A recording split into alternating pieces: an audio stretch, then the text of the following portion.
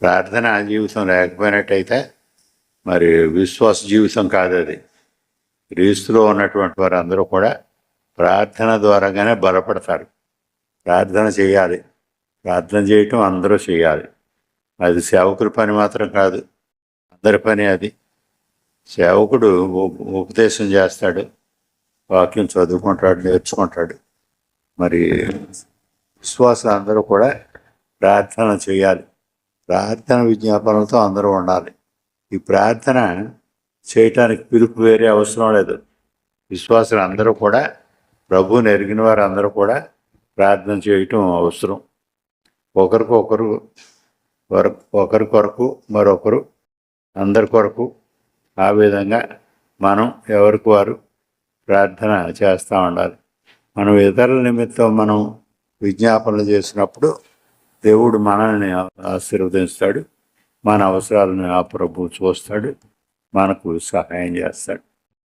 దైవ గ్రంథం మరి క్లుప్తంగా వరుసగా చదువుకుందామని అనుకున్నాం. గత వారంలో నోవహు గురించి, జలప్రళయం గురించి చెప్పుకున్నాం. కృష్ణ వినబడుతుందా వెనక్కి? జలప్రళయం గురించి చెప్పుకున్నాం. ఈ జలప్రళయం వచ్చి అందరూ నశించిపోయేంత వరకు కూడా మరి ప్రజలు నోవహు మాట వినలేదు, నశించిపోయారు అందరూ. ఆయన బోధిస్తానే ఉన్నాడు, ఎవరూ వినలేదు. 120 సంవత్సరాలు సువార్త ప్రకటించాడు నోవహు. తనకు అప్పగించిన పని చేస్తామన్నాడు. అయినా సరే మరి ఎవరూ వినలేదు, అందరూ నాశనానికి వెళ్ళారు.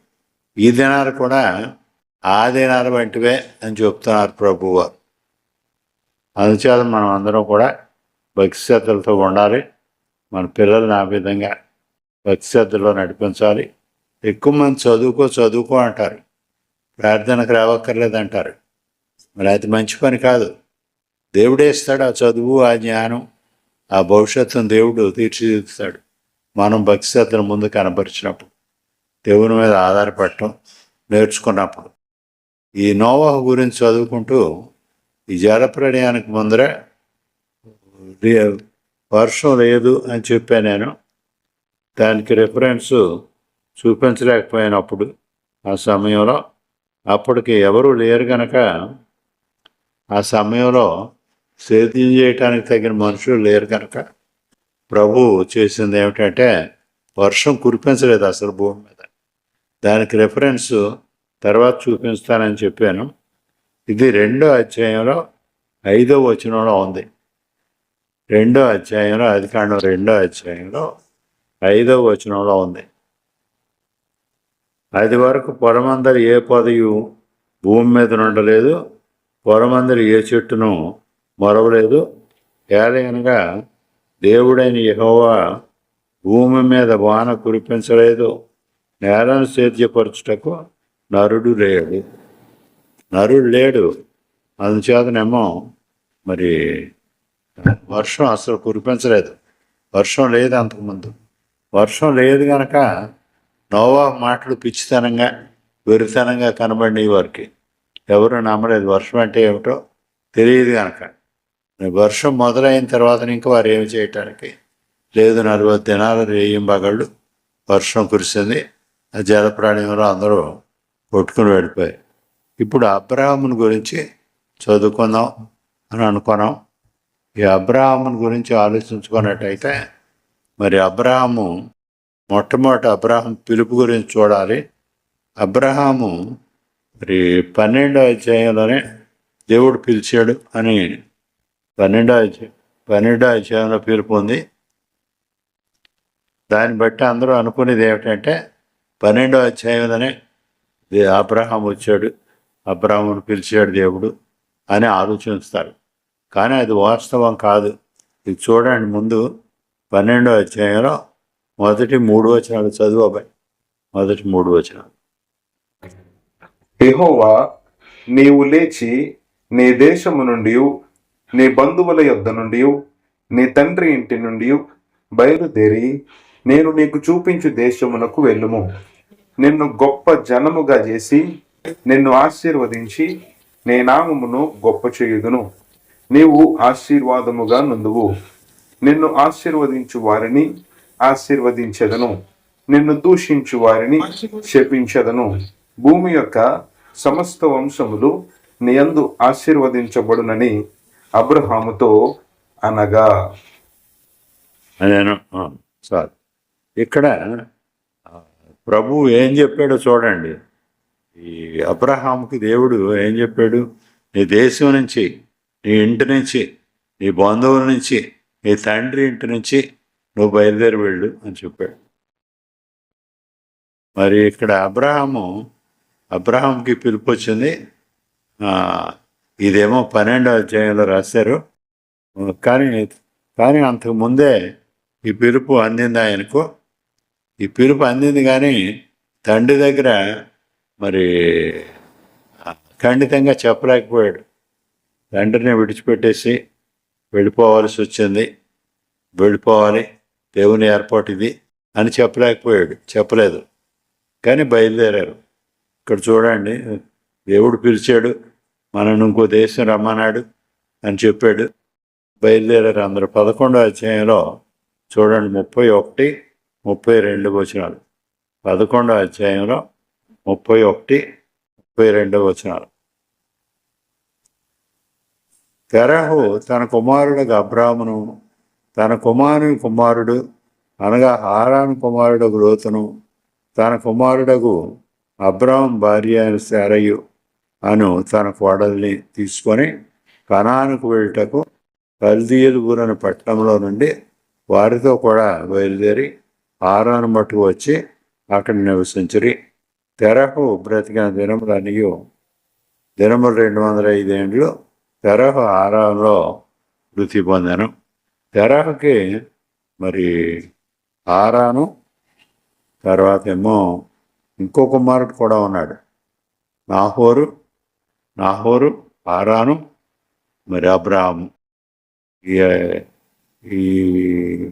ఈ హారాను కుమారుడు లోతు. ఇక్కడ ప్రభువారు అబ్రాహామును తండ్రి ఇంటిని విడిచిపెట్టేసి రమ్మని పిలిచారు. కానీ ఆ మాట అబ్రాహాం చెప్పలేకపోయినందువల్లేమో బయలుదేరారు. కుటుంబం అంతా కూడా బయలుదేరారు. మరి తెరహుతో బయలుదేరితే అది తెరహు కుటుంబం వెళుతున్నారని అంటారు, కానీ అబ్రాహాం వెళుతున్నాడని అనరు కదా. అబ్రాహాముని దేవుడు పిలిచాడని అనరు కదా. అబ్రాహాంనే దేవుడు పిలిచాడు, కానీ తెరహు వచ్చాడు. తెరహుకు అక్కడి వరకు వచ్చి హారాను వరకు వచ్చి అక్కడ ఉన్నారు. దేవుని ఏర్పాటు అది. హారాను ఈ తెరహు హారాన్లో ఉండిపోవటం, మిగిలిపోవటం, అక్కడే వెళ్ళిపోవటం. మరి దేవుని యొక్క ఏర్పాటు ప్రకారంగానేమో ఈ అబ్రహాం వెళ్ళటం దేవుని చిత్తం అయింది. అందుకని తెరహు అక్కడ మరి జీవితం చాలించాడు. అక్కడి నుంచేమో మరి అబ్రహాం బయలుదేరిన తర్వాతను లోతు కూడా వచ్చాడు.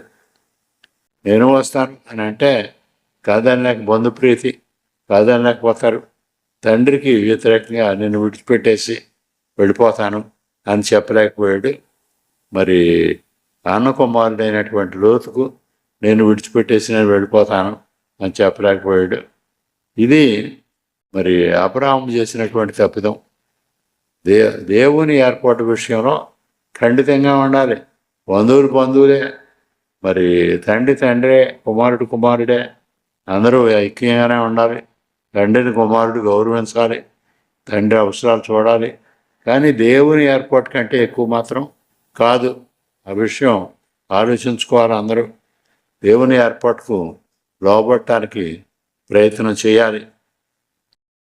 తర్వాత ఈ పిలుపుకు ముందర అబ్రహాము జీవితం ఎటువంటిది? అబ్రహాం ఎటువంటి వాడు అంటే యెహోషువ గ్రంథం 24:2 చదువు. యెహోషువ జనులందరితో ఇట్లనెను, ఇశ్రాయేలీయుల దేవుడైన యెహోవా చెప్పునదేమనగా, ఆది కాలము నుండి మీ పితరులు అనగా అబ్రహాముకును నాహోరుకును తండ్రి అయిన తేరాహు కుటుంబీకులు నది అద్దరిని నివసించి ఇతర దేవతలను పూజించిరి. ఆ, విగ్రహారాధికుడు వారు, విగ్రహారాధికుడు కుటుంబం. ఈ తెరకు ఈ మెర్షాదిక్ లిటరేచర్ చూసినట్టయితే, ఈ యూదుల చరిత్ర చూసినట్టయితే, అక్కడ అప్పుడు రాయబడినటువంటి ఆ చరిత్రలోనికి వెళ్ళినట్టయితే, ఈ తెరహు అబ్రహాం యొక్క తండ్రి. తెరహు విగ్రహారాధికుడు మాత్రమే కాకుండా ఈ విగ్రహాలు బొమ్మలు తయారు చేసి ఆ విగ్రహాలను దేవతలని వాటిని అమ్ముకునేటటువంటి వ్యాపారంలో ఉండేటటువంటి వాడు అని తెలుస్తుంది. తర్వాత అబ్రహాము ఆ తండ్రి కూడా పనిచేసేవాడు. మరి తండ్రి ఇది పట్టుకెళ్ళి అక్కడ పెట్టు, అది పట్టుకొచ్చి ఇక్కడ పెట్టు, ఇలాగ పని చెప్తూ ఉండేవాడు.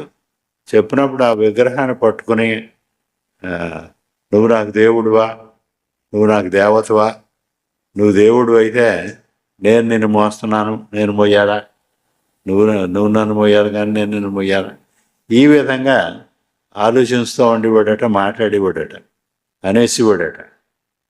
మరి ఇవన్నీ తెలిసి నిమ్రోదు రాజ్య కాలం అది. ఈ నిమ్రోదు ఇతను చంపేయమన్నాడట. కొంతకాలం ఇది చిన్నపిల్లవాడు అప్పుడు ఇది జరిగింది. ఇది కొంతకాలం ఇతను ఎక్కడో దాచారు జాగ్రత్తగా, నిమ్రోదుకు దొరకకుండా. తర్వాత కాలంలో ఇతడు ఏం చేశాడంటే, అబ్రహాము తండ్రి నమ్మటం లేదు, ఎన్నిసార్లు చెప్పినా. తండ్రి మరి విగ్రహాలని దేవతలుగా పూజిస్తున్నాడు, విగ్రహాలు చేస్తున్నాడు, ఆ ప్రజలందరికీ అమ్ముతున్నాడు. మరి అందరూ కూడా విగ్రహాలలోనే ఉన్నారు. ఇవి దేవతలు కావు, ఇవి దేవుళ్ళు కావు, ఇవి విగ్రహాల మట్టుకే. వీటికేమో కనులు ఉంటాయి, చూడలేవు, చెవులు ఉంటాయి, వినలేవు, కాళ్ళు ఉంటాయి, నడవలేవు, వాటి వల్ల ఏ ప్రయోజనం లేదు అని చెప్పినప్పటికీ కూడా తండ్రి నమ్మటం లేదు. అందుచేత ఇతడు ఏం చేశాడంటే, తండ్రి నమ్మడానికి తెలుసు, అందుకని ఏం చేశాడంటే, ఈ ఒకరోజు తండ్రి లేనప్పుడు ఈ విగ్రహాలన్నింటినీ కూడా విరగొట్టేశాడు. ఒక కర్ర తీసుకుని కొట్టేశాడు. కొట్టేసిన తర్వాతను ఆ కర్ర పట్టుకెళ్ళి ఉన్న వాటిలో పెద్ద విగ్రహం చేతిలో పెట్టాడు. తండ్రి చూసినప్పుడు ఇదేమో పెద్ద విగ్రహం చేతిలో ఉంది. ఈ కుమారుడు ఏం చెప్పాడంటే, ఇదిగో ఈ దేవుడు వాళ్ళందరినీ, ఈ చిన్న వాళ్ళని అందరినీ చంపేశాడు అని చెప్పాడు. మరి దానిలో ఆంతర్యం తెరకు గ్రహించుకున్నాడు, వీడే చేశాడని. ఈ విషయం ఏమో నిమ్రోద్ దాకా వెళ్ళింది. నిమ్రోద్ అగ్నిగుండంలో వేయించాడు ఇతన్ని, అబ్రహాముని. అగ్నిగుండంలో వేయించిన దేవుడు కాపాడాడు. నిమ్రోద్ చెర నుంచి ఇతన్ని కాపాడాడు. అగ్నిలో నుంచి కూడా ఈ అబ్రహాముని కాపాడాడు.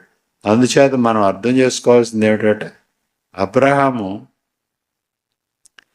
బాల్యం నుంచి కూడా దేవుని గురించి ఆలోచించాడు, దేవుని సంగతుల గురించి ఆలోచించాడు. దేవుని ఏర్పాట్లు ఆ విధంగా ఉండవు అని తెలుసుకున్నాడు. మరి దేవుని పిలుపు అందుకున్నాడు. ఇప్పుడు దేవుని పిలుపు అందుకున్న తర్వాత ఆయనకు ఉన్నటువంటి అడ్డంకులు ఏమిటంటే, లోతు. తెరహు వెళ్ళిపోయాడు 11వ అధ్యాయం ఆఖరిలోనే. ఇంకా లోతు మిగిలాడు. ఈ లోతు కూడా వెళ్ళిపోతే కానీ మరి దేవుని యొక్క నడిపింపు పూర్ణంగా ఈ అబ్రహాముకు దొరకదు. తర్వాత 13వ అధ్యాయంలో చూడండి, 13వ అధ్యాయం 14వ వచనం. లోతు అబ్రాహామును విడిచిపోయిన తర్వాత యెహోవా, ఇదిగో నీ కనులెత్తి నీవు ఉన్న చోటు నుండి ఉత్తరపు తట్టు, దక్షిణపు తట్టు, తూర్పు తట్టు, పడమటి తట్టు చూడుము. ఎందుకనగా నీవు చూస్తున్న ఈ దేశం అంతటిని నీకును నీ సంతానమునకును సదాకాలము ఇచ్చేదను. ఈ లోతు వెళ్ళిపోయిన తర్వాత, లోతు బయలుదేరి విడిపోయిన తర్వాత, లోతు మరో చోటకు వెళ్ళిపోయిన తర్వాతను అప్పుడు ఈ దేవుని యొక్క నడిపింపు అబ్రహాముకు వస్తుంది. అంతకుముందు అబ్రహాము ఈ లోతుతో ఉన్నప్పుడు, ఈ తండ్రి తెరతో ఉన్నప్పుడు అబ్రహాముకి నడిపింపు లేదు, దేవుడు నడిపించడం లేదు. ఇప్పుడు లోతు కూడా వెళ్ళిపోయాక దేవుడు నడిపిస్తున్నాడు. అబ్రహాము దేవుని చిత్తాన్ని అనుసరించి నడుచుకోవాలనే ప్రయత్నంలోనే ఉన్నాడు. కానీ బంధుప్రీతితో అప్పుడేమో వాళ్ళని కాదనలేకపోయాడు. ఇప్పుడు బయలుదేరాడు. బయలుదేరిన తర్వాత లోతు ఇంకా ఉన్నాడు. అప్పటికి బయలుదేరారు ముగ్గురు. బయలుదేరి వెళుతుంటే అబ్రహాము, శారయి, తర్వాత ఏమో లోతు బయలుదేరారు. ముందుకు వెళ్ళారు. ముందుకు వెళ్ళాక 12వ అధ్యాయంలో 10వ వచనం చూడండి. అప్పుడు ఆ దేశంలో కరువు వచ్చెను. ఆ దేశంలో కరువు భారంగా ఉన్నందున అబ్రాహాము ఐగుప్తు దేశంలో నివసించుటకు అక్కడికి వెళ్ళాను. ఇక్కడ చూడండి, ఇదేమో పాలు తేనెలు ప్రవహించేటటువంటి దేశం, సకల సమృద్ధి ఉండేటటువంటి దేశం. కానీ ఇక్కడేమో కరువు వచ్చింది. సకల సమృద్ధి ఉండే చోట కరువు వచ్చింది. ఎప్పుడు ఉండదు, అప్పుడు వచ్చింది. మరి అది దేవుని ఏర్పాటు. దేవుని ఏర్పాట్లు ఆ విధంగా ఉంటాయి. అందుచేత మనం ప్రశ్నించడానికి వీలవదు. దేవుని ఏర్పాటు అయితే మనం అనుసరించాలి. దేవుని ఏర్పాటు కాదనుకుంటే మనమేమో విడిచిపెట్టాలి. ఆ విధంగా మనం ఉన్నప్పుడు ఆశీర్వాదం మనకు కలుగుతుంది. దేవునికి ఇష్టమైంది అయితేనే మనకు ప్రయోజనకరం. దేవుని చిత్తానికి వ్యతిరేకమైంది అయితే మనం ఎంత సాధించుదాం అనుకున్నా దానివల్ల మనకు ఎటువంటి ప్రయోజనం ఉండదు. అందుచేత దేవుని చిత్తమా అవునా కాదా అని ఆలోచించుకోవాలి. తర్వాత చూడండి 14వ అధ్యాయం. 14వ అధ్యాయంలో ఇక్కడేమో అబ్రాహాము యొక్క విజయం ఉంటుంది. అబ్రాహాము యొక్క శౌర్యం కనబడుద్ది. భయపడేటటువంటి వాడు కాదు అబ్రాహాము, ధైర్యశాలి. లోతు ఉన్నటువంటి సొదొమ గొమొర్రా గ్రామాలు మరి వాళ్ళేమో నాశనం చేశారు. శత్రురాజులు వచ్చి ఇక్కడ నాశనం చేశారు వీళ్ళ ఆస్తిపాస్తుల్ని. ఆ కాలంలో యుద్ధము అని అంటే జయించి దేశాన్ని ఆక్రమించుకోవటం కాదు. ఆ కాలంలో యుద్ధం ఏమిటంటే కరువులు కాటకాలు ఉండేటటువంటి కాలం అది.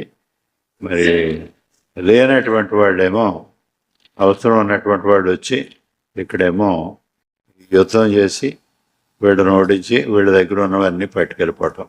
దానిలో మరి మీకు ముఖ్యమైనది ఏమిటంటే ఆహార పదార్థాలు, తర్వాత ఏమో స్త్రీలు, తర్వాత పనివాళ్ళు, దాసదాసీలు పనివాళ్ళు, లేకపోతే గాడిదలు, మరి పశువులు, గొర్రెలు, అటువంటివి ఏముంటే అవి పట్టుకెళ్ళిపోవటం. ఇక్కడ కదలియోమరు నాయకత్వంలో 4 రాజులు వచ్చి ఇక్కడ ఈ సొదొమ గొమొర్రా ఈ ఓడను 5 రాజులు వీళ్ళ 5గురిని ఓడేస్తారు. వీళ్ళకి కలిగిన సమస్తాన్ని కూడా పట్టుకెళ్ళిపోతారు. వీళ్ళ స్త్రీలని, వీళ్ళ ఈ జంతువుల్ని, పంటల్ని అన్నింటినీ కూడా పట్టుకుని వెళ్ళిపోతారు. అబ్రాహాముకు తెలిసి అప్పుడు అబ్రాహాము ధైర్యంగా తన దగ్గర ఉన్నటువంటి 318 మంది, అబ్రాహాం అప్పుడు చాలా దేవుని ఆశీర్వాదం పొందినటువంటి వాడు, ఘనమైనటువంటి జీవితం జీవిస్తున్నాడు. ఆయన దగ్గర 318 మంది సేవకులు ఉన్నారు. అలవరచబడినటువంటి పనివారు అంటున్నాడు.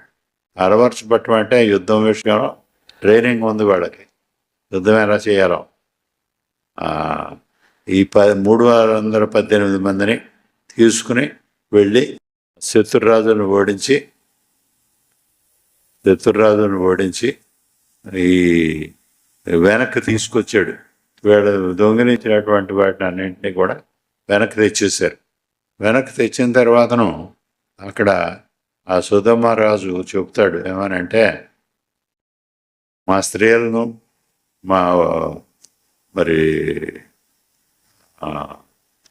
మా వస్తువులను మాకు ఇచ్చేసేసి అక్కడి నుంచి తెచ్చిందంతా నువ్వు పట్టుకెళ్ళిపో అని అంటాడు. అంటే అప్పుడు చెప్తాడు ఆయన ధైర్యంగా చెప్తాడు, నువ్వు మరి అబ్రాహాము నేనే ధనవంతుడిగా చేశాను అని అనకుండా ఉండటం కోసం నేను ఏది కూడా ముట్టుకోను నీ దగ్గర నుంచి. ఇది ఏది నాకు అవసరం లేదు, నాకు దేవుడు ఇస్తాడు. ఇక్కడ నిజాయితీ కనపడుతుంది, యథార్థత కనపడుతుంది అబ్రహాం జీవితంలో. మరి ఏమి కూడా తీసుకోలేదు. పనివాళ్ళు ఏదో తిన్నారు, కూడా వచ్చినటువంటి పనివాళ్ళు ఏదో తిన్నారు.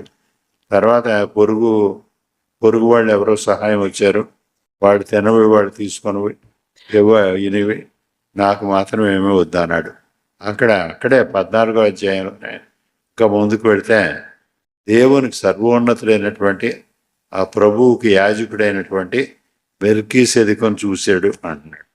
మెల్కీసెదెకు అక్కడికి వచ్చి అక్కడేమో ఆయన ఆశీర్వదించి అబ్రహామును ఆశీర్వదించి మరి వెళ్ళినట్టుగా ఉంది. అబ్రహాం ఆయనకేమో తన దగ్గర ఉన్నటువంటి సమస్తంలో 10వ భాగం ఆ మెల్కీసెదెకు ఇచ్చినట్టుగా ఉంది. ఈ మెల్కీసెదెకు అన్నటువంటి ఆయన మరి ఆ క్యారెక్టర్, ఆ పాత్ర దైవగ్రంథంలో చాలా ప్రముఖమైనటువంటి పాత్ర. సర్వోన్నతుడైనటువంటి దేవునికి యాజకుడును అంటున్నాడు. మరి క్రీస్తు ప్రభువుకి సంపూర్ణంగా పోలినటువంటి వాడు ఆయన అన్ని విధాల. అందుచే ఆ మెల్కీసెదెకును కూడా ఈయన చూడటం జరిగింది. మరి ఇది చాలా ఘనమైనటువంటి చరిత్ర అబ్రహాంది. మెల్కీసెదెకు అందరికీ కనబడ్డు, కానీ ఈయన దగ్గరకు రొట్టె ద్రాక్షారసం పట్టుకుని ఎదురొచ్చి ఈ సొదొమ గొమొర్రాలను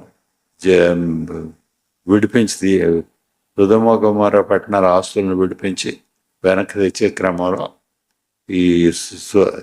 ఈ మెల్కీసెదెకు అన్నటువంటి ఈయనేమో యాజకుడు.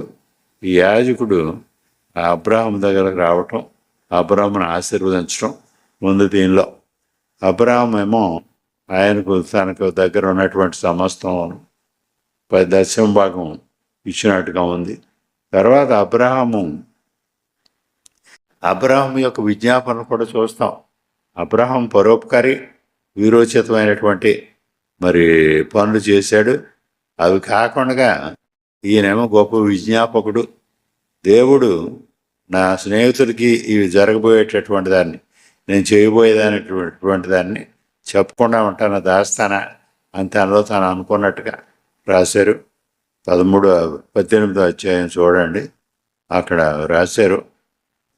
తర్వాత ఏమో అబ్రహాముకు చెప్తాడు, ఈ సొదొమ గొమొర్రాలను నేను నాశనం చేద్దామని చూస్తామని, వాడు పాపం పెరిగిపోయింది అని చెప్తాడు దేవుడు.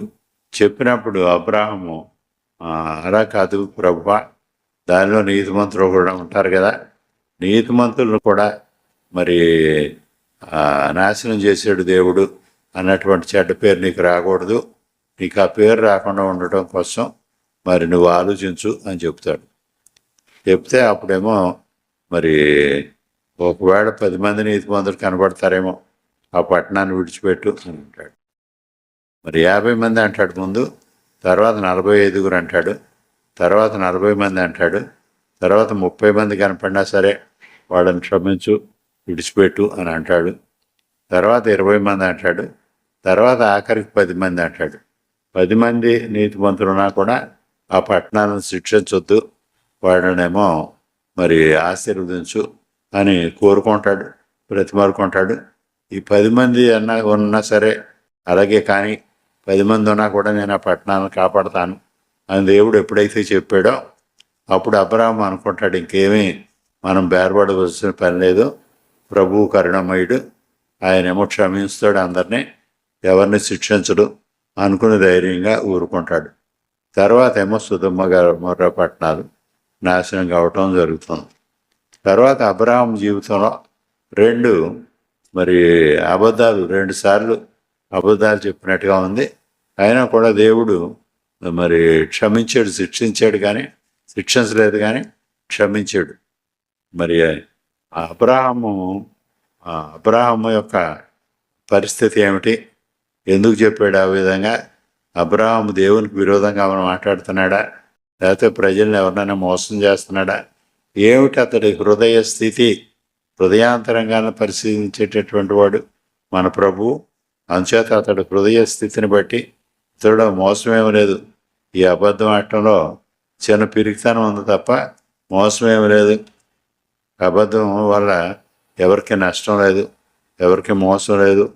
ఎవరిని మరి ఇబ్బంది పెట్టడం లేదు. అందుచేతనేమో మరి ఈ దేవుడు ఆ విధంగా దేవుడు ఈ అబద్ధాలను క్షమించాడు. 12వ అధ్యాయంలో చూడండి. 12వ అధ్యాయంలో ఒక చోట ఉంది, ఫరోకి నా చెల్లెడే ఏమని చెప్పడం, శారాను గురించి. ఇవన్నీ ఇంటి దగ్గర చదువుకోవాలి మీరు. నేను ఊరికే క్లుప్తంగా చెప్పేస్తున్నాను. నాకు సమయం ఎంతకాలం ఇస్తాడో దేవుడు తెలియదు. ఇప్పుడే నాకు ఉండగా కూడా నాకు ఓపిక ఉండటం లేదు. అందుచేత నేను మీకు ముఖ్యమైన విషయాలు ఒక రివ్యూ చేయాలని అనుకుని చెప్తున్నాను. మీరు ఇంటి దగ్గర చదువుకోవాలి. ఈ భాగాలన్నీ చదువుకున్నప్పుడు మీరు నేను చెప్పింది బాగా అర్థం చేసుకోగలుగుతారు. 12వ అధ్యాయంలో ఫరోతో అబద్ధం చెప్తాడు. ఏమిటంటే ఈమె నా చెల్లెలు అంటాడు. శారాను కూడా ఆ విధంగా చెల్లెలు అని చెప్పమంటాడు. మరి ఫరో ఏమో అతని ఇంటికి చేర్చుకుంటాడు ఈమెను. ఆ కాలంలో ఇది తప్పు కాదు. అప్పటికి ఇంకా బహుభార్యత్వం నిషేధింపబడలేదు. తర్వాత లేవి కాండంలోకి వచ్చిన తర్వాతను ఒక క్రమం, దేవుని యొక్క ఏర్పాటు, దేవుని ఆజ్ఞలు, దేవుని యొక్క సంకల్పాలు అక్కడ మనుషుల విషయంలో అక్కడ ఇవ్వబడ్డాయి. అంతవరకు మరి ఎవరిష్టం వచ్చినట్టు వాళ్ళు నచ్చితే తీసుకెళ్ళవచ్చు.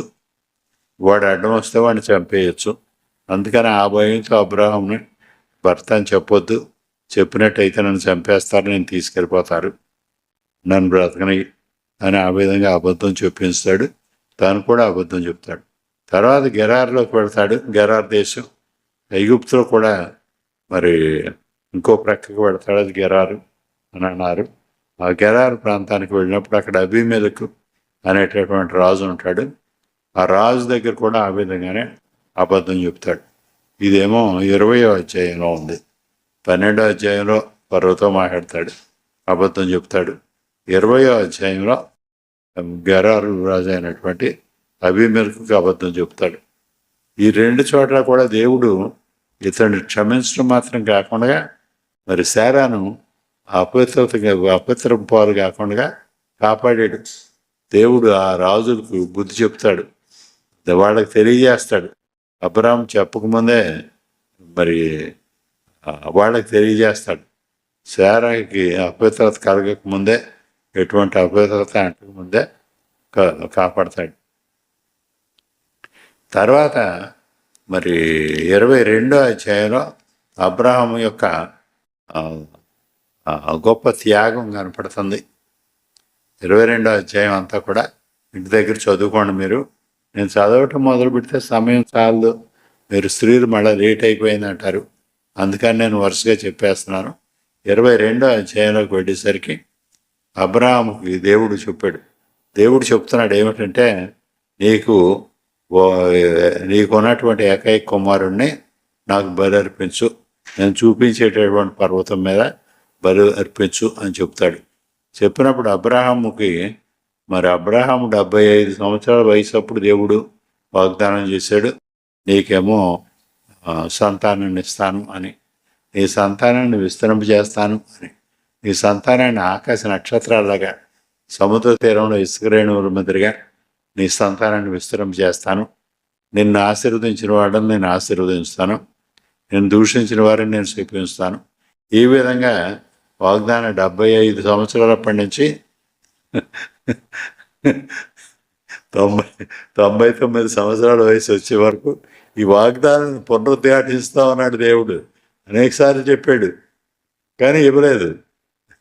ఊరించి 100 సంవత్సరాలు వచ్చిన తర్వాతను దేవుడు ఈ గర్భఫలాన్ని ఇచ్చాడు అబ్రాహాంకి.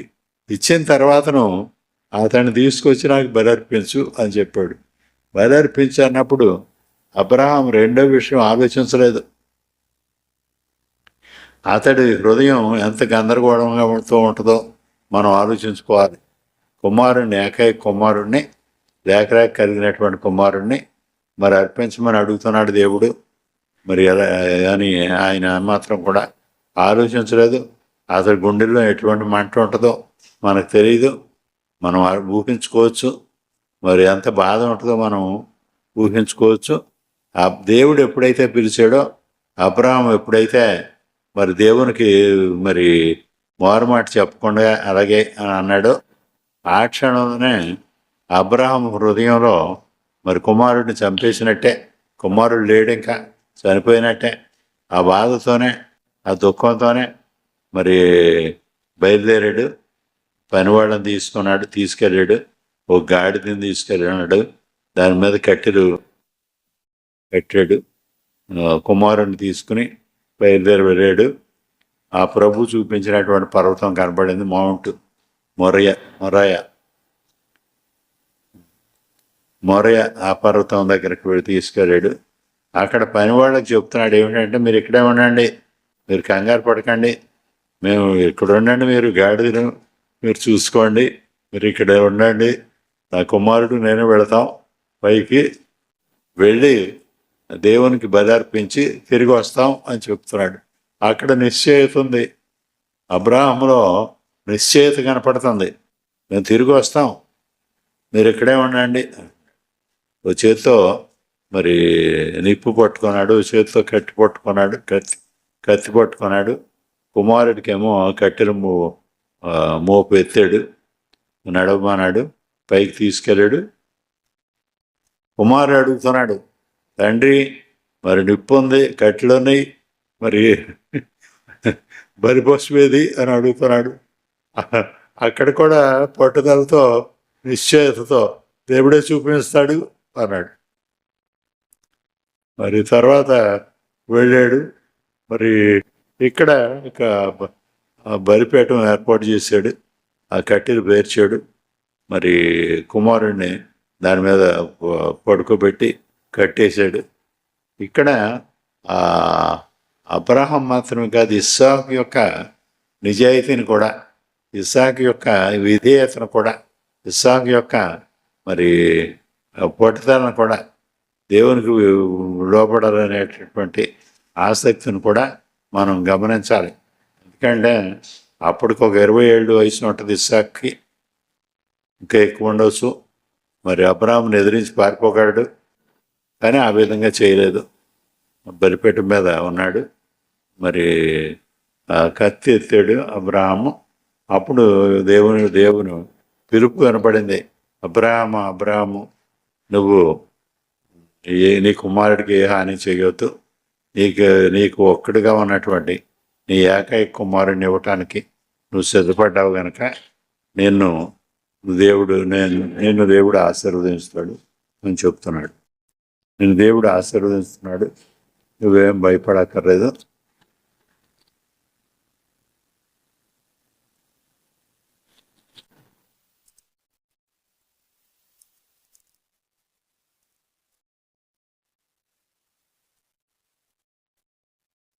అప్పుడు ఆయన, ఈ చిన్నవారి మీద చేయి వేయకము, అతనినేమీ చేయకము, నీకు ఒక్కడై ఉన్న నీ కుమారుని నాకు ఇయ్య వెనదీయకలేదు కనుక నీవు దేవునికి భయపడేవాడువని ఇందువలన నాకు కనబడుచున్నదానను. నువ్వు భయపడుతున్నావు దేవునికి, నువ్వేమో దేవుని ఆజ్ఞలను నువ్వు అనుసరిస్తావు అన్న సంగతి తెలుస్తుంది. అందుచేతనేమో నువ్వు ఈ కుమారుడికి ఎటువంటి హాని చెయ్యొద్దు మరి అని చెప్పాడు. తర్వాత అబ్రాహాము అనుకున్నట్టుగానే, అబ్రాహాము చెప్పినట్టుగానే, అబ్రాహాము ఇస్సాకుతో చెప్పిన ప్రకారంగానే అబ్రాహాముకి గొర్రె కనపడుద్ది. అక్కడ పొదల్లో చిక్కుకుని గొర్రె కనపడుద్ది. ఆ గొర్రెను తీసుకొచ్చి ఇస్సాకును విడిపించి, ఇస్సాకు బదులుగా ఆ గొర్రెను తీసుకొచ్చి ఆ గొర్రెను అక్కడేమో బలి అర్పిస్తాడు, దహన బలి అర్పిస్తాడు. అందుచేత మరి దేవుని మీద ఆధారపడినటువంటి వాడిని దేవుడు ఆశీర్వదిస్తాడు. దేవుని విశ్వాస్యతను అబ్రాహాము సంపూర్ణంగా నమ్మాడు. దేవుడు సహాయం చేస్తాడు, దేవుడు కాపాడతాడు. ఈ విషయంలో అబ్రాహాము గురించి మరి హెబ్రీయులకు రాసిన పత్రికలో పౌలు కూడా రాశాడు. అబ్రాహాము తెలుసును, అబ్రాహాము నమ్మాడు. ఏమి నమ్మాడంటే, ఒకవేళ ఇస్సాకును బలి ఇచ్చినప్పటికీ కూడా దేవుడు పునరుత్థానం జరిగిస్తాడు, తిరిగి లేపుతాడు ఇస్సాకును అని అబ్రాహాము నమ్మాడు. అది అతడికి ఏమో నీతిగా ఎంచబడింది అని చెప్తారు. అబ్రాహాము సంపూర్ణంగా దేవుని మీద ఆధారపడ్డాడు. మనం ఆ విధంగా ఆధారపడుతున్నాము. అబ్రాహాము దేవుడికి పూర్ణ విధేయత చూపించాడు. మనం ఆ విధంగా విధేయత చూపిస్తున్నామా? అబ్రాహాము ఇతరుల కోసం విజ్ఞాపన చేశాడు.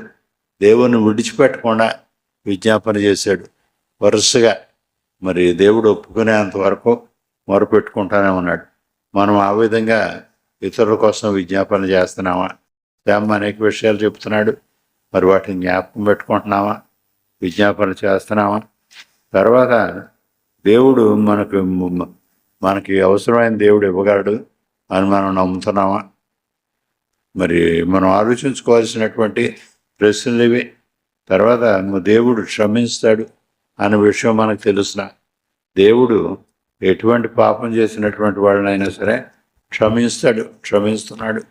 మరి దైవ గ్రంథం చెప్తుంది, యోహాను రాసినటువంటి మొదటి పత్రికలో మరి 9వ వచనంలో చెప్తున్నాడు, మన పాపములను మనం ఒప్పుకొని ఎడల ఆయన నమ్మదగిన వాడును నీతిమంతుడును గనుక మన పాపములను క్షమించి సమస్త దుర్నీతి నుంచి మనల్ని విడిపించును.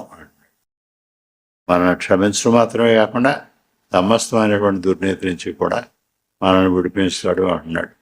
మరి మన ఆలోచనలు ఏమిటి? మనం దేవుని సంకల్పానికి లోపడుతున్నామా? అందరూ ఆత్మవిమర్శ చేసుకోవాలి. అందరూ ఆలోచించండి. అందరూ ప్రార్థన చేసుకోండి. మరి ఇతరుల కోసం ప్రార్థన విజ్ఞాపనతో ఉండండి. దేవుని సమయం దగ్గర పడినట్టుగా అనిపిస్తుంది. మరి ఆ లోతు గురించి ప్రభువు వారు చెప్పినప్పుడు లోతు దినాల్లో ఏ విధంగా అయితే ఉందో, నోవా దినాల్లో ఏ విధంగా అయితే ఉందో ఆ విధంగానే ఇప్పుడు కూడా ఉన్నాము అని చెప్తున్నాడు. పరిస్థితులు ఆ రకంగానే కనబడుతున్నాయి. ప్రభువారు ఏ క్షణంలో అయినా రావచ్చు. అందుచేత మనం సిద్ధపడ్డామా? మనమే సిద్ధపడితే మన పిల్లల సంగతి ఏమిటి? మరి మన పెద్దవాళ్ళ సంగతి ఏమిటి? మన బంధువుల సంగతి ఏమిటి? మన ఇరుపొరుగుల సంగతి ఏమిటి? వాళ్ళకి చెప్తున్నాము మనం, వాళ్ళ కోసం మనం ప్రార్థన చేస్తున్నామా అని ప్రతి ఒక్కరూ కూడా ఆలోచించుకోవాలి. ఆ దిశగా మనమేమో ప్రయాణం చేయాలి. అందరూ వచ్చినందుకు సంతోషం. అందరికీ వందనాలు.